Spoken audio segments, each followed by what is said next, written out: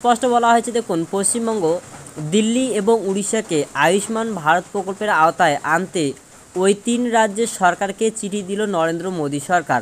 তো মূলত বুঝতে পারলেন যে তিনটি রাজ্যে এই মুহূর্তে এই প্রকল্প চালু নেই, নরেন্দ্র মোদী সরকার নিজেই কিন্তু এই তিনটি রাজ্যের মুখ্যমন্ত্রীদের কিন্তু চিঠি দিয়েছে। কেন্দ্রীয় স্বাস্থ্যমন্ত্রী মনসুখ মান্ডভিয়ার তরফে ওই চিঠি পাঠানো হয়েছে বলে জানিয়েছে কেন্দ্র। ওই তিন রাজ্য কেন্দ্রের আয়ুষ্মান ভারত প্রকল্পের আওতায় নেই। ওই প্রকল্পে 60% অর্থ কেন্দ্রের ও 40% রাজ্যের দেওয়ার কথা। কেন্দ্রীয় স্বাস্থ্য প্রতিমন্ত্রী ভারতী পাওয়ার জানান, প্রয়োজনে ওই তিন রাজ্যকে আরও বেশি অর্থ দিতে রাজি কেন্দ্র। কারণ আয়ুষ্মান ভারত প্রকল্পের আওতায় না থাকায় ওই তিন রাজ্যের যেসব বাসিন্দা ভিন রাজ্যে থাকেন তারাও চিকিৎসার ক্ষেত্রে ওই প্রকল্পের সুবিধে পাচ্ছেন না। পশ্চিমবঙ্গ সরকারের দাবি, রাজ্যের স্বাস্থ্যসাথী প্রকল্প আয়ুষ্মান প্রকল্পের চেয়ে অনেক ভালো ও কার্যকর।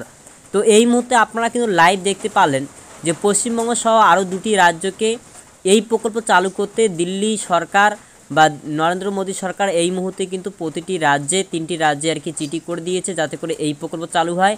এই প্রকল্পের যে মূল যে টাকা সেটা 60% কেন্দ্র দেয় এবং 40% রাজ্যের পকেট থেকে দিতে হয়, দিয়ে এই প্রকল্প চলে। তবে এই প্রকল্প সারা ভারতবর্ষ জুড়ে চলে, কেননা এই প্রকল্পের আওতায় যদি আপনারা আসেন তাহলে আপনার ধরে নিন ভিন রাজ্যে গুজরাট, কর্ণাটক বা যে কোনো জায়গায় আপনারা যান না কেন, সেখানে যদি আপনার কোনো রকমের অসুবিধা হয়ে থাকে ফ্রি চিকিৎসার জন্য ভারতবর্ষের যে কোনো প্রান্ত থেকে এই আয়ুষ্মান ভারত কার্ড দিয়ে কিন্তু চিকিৎসা করা যায়।